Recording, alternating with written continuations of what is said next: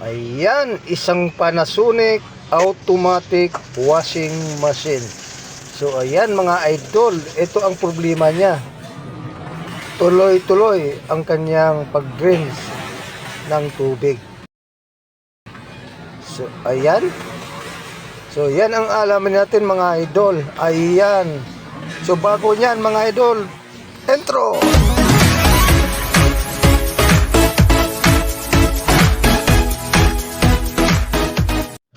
Okay. So dito na tayo mga idol. So tingnan nyo ang ating gagawin. So chinecheck ko muna yung kanyang board at yung kanyang mga display.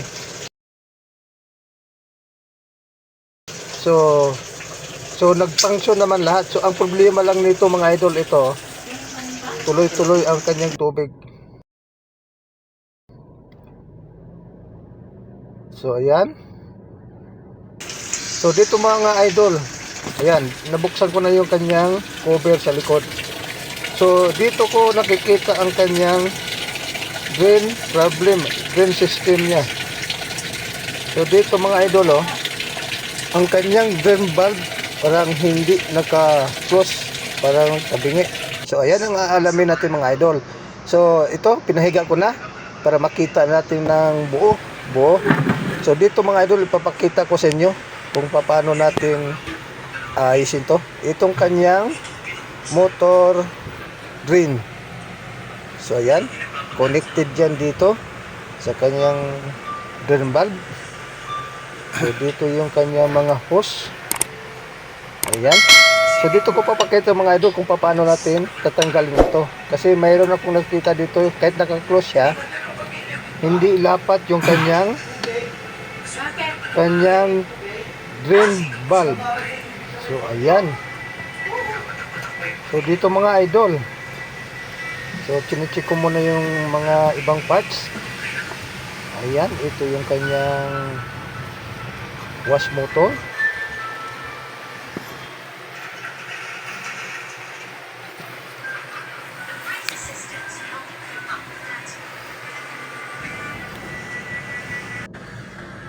So ito na. So dito ko pinag-aralan kung paano natin tanggalin ito. So ayan, may anong lang pala ito, counterclockwise para matanggal natin. So ayan, natanggal ko na.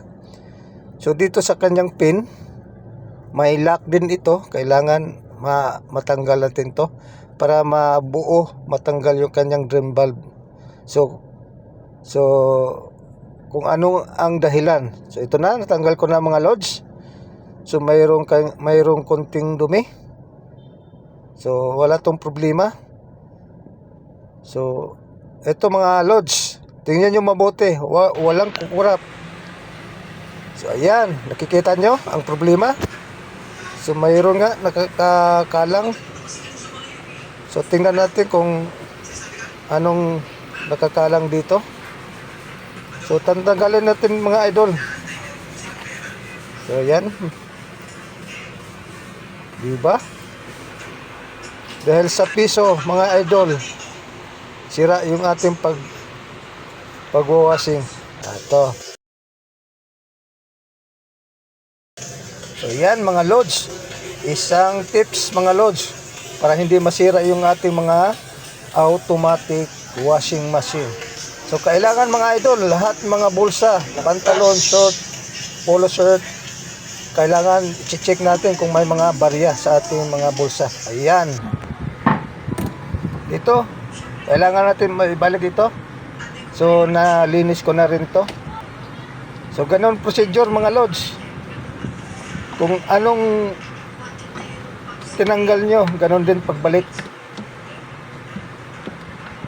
Kailangan natin tong so sa pagtanggal mga lods, counterclockwise. Ngayon naman sa pagbalik, clockwise. So ayan, para maibalik natin. So dito mga lods, itong spring nito kailangan maibalik natin sa kanyang, doon sa kanyang motor drain. So ayan, kailangan ingat-ingat. So ganun lang mga lods sa pagbalik. So okay na ito. So check muna tayo kung mayroon pa tayong nakalimutan. So ayan, ganun lang mga lods. Dahil sa piso, itong dahilan, tuloy-tuloy ang drain ng tubig. So ayan. So kailangan ito matis natin mamaya mga lods. Ayan. So kailangan natin ma-check ulit. Ayan. Check natin mga lods kung wala na ba talagang leak sa kanyang drain problem. So kinabit ko yung kanyang hose para matest natin ng actual. So dito sa kanyang inlet, ayan. So buksan natin mga lods sa kanyang supply. So on natin to. Next step, yung kanyang power supply. So ayan, nakahanda na yung outlet. So kukunin natin yung plug para ma-plug in natin. So ayan, plug in. So dito mga lods, dito natin malalaman kung yun lang ba talaga ang problema. So dito, i-on natin to. Ayan, power on. So dito sa kanyang display mga lods, lahat to nag-function lahat. So ayan, nag-power on na. So i-start natin mga lods para malaman natin. Ayan, papasokin natin yung tubig. Okay, good. So maya tingnan natin kung may leak pa rin. Ayan. Diba napapansin nyo? Wala nang leak sa kanyang drain. So ayan, start natin ulit para magwawas. So di mo lang to mga lods. So mamamaya i-actual natin mag-drain para kung talagang mag-drain na siya.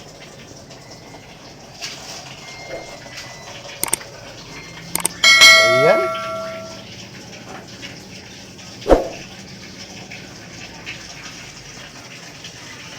Kailangan nasa level sa tubig ito bago mag-off yung kanyang water supply.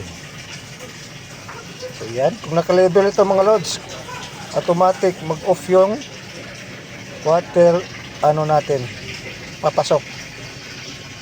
So yan, wala na talaga.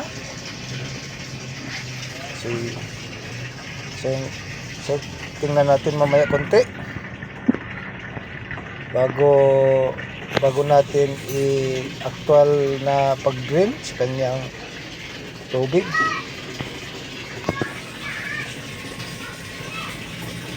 Ayan, check muli. So dito mga load, check ulit kung may leakage pa siya sa kanyang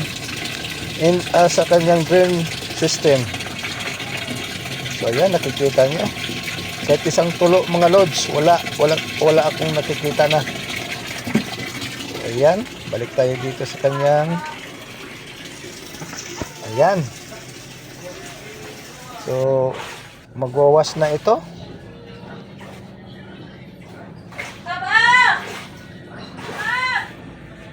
Tingnan natin.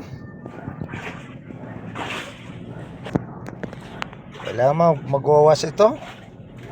Ayan, nag-off na yung tubig. So ayan, nasa level na po tayo. Diba? Normal yung kanyang display. Walang error. Ayan mga loads, kung bago ka pa lang sa aking channel, please subscribe and pakipindot na lang yung notification bell para updated kayo sa aking bagong i-upload na video. So right, so mga loads, i-try natin to mag-spin para palabasan natin yung tubig para malaman din natin kung okay na. So, yun, di ba? So, okay na to, mga idol. Ayan, sa lahat ng nanood dito, mga idol, ayan, maraming pong salamat sa inyong lahat. 9 minutes pa ito. So, ibig sabihin nito, inuubos pa yung tubig. Pinapalabas. Ayan, 8 minutes. Ibig sabihin, malapit na. Pag 7 dito guys, ayan, mag-i-spin na ito. So 8 minutes, o yan, 7 na. So mag-i-spin na ito. Ibig sabihin nito ay uubusin ang tubig, ayan, sa loob. Medyo paunti-unti pa to. Mamaya, bibilis ito kasi naka-spin na. Ibig sabihin nito mga lods, uubusin yung tubig sa loob. So ayan, pansin nyo, medyo bumilis na siya. So pagdating na sa to, mag-automatic to. Or 1, mag-automatic ng ibig sabihin mag-automatic off na siya. So 6. So ayan, mabilis na. Pabilis na ito. Okay.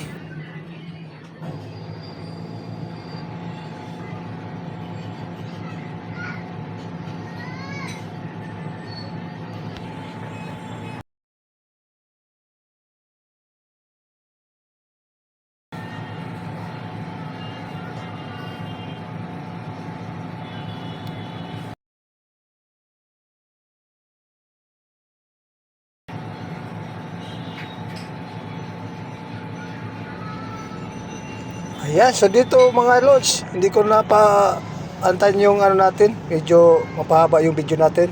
So okay na to. So 5 minutes, so i-off natin. So ano natin to, kasi okay na ito.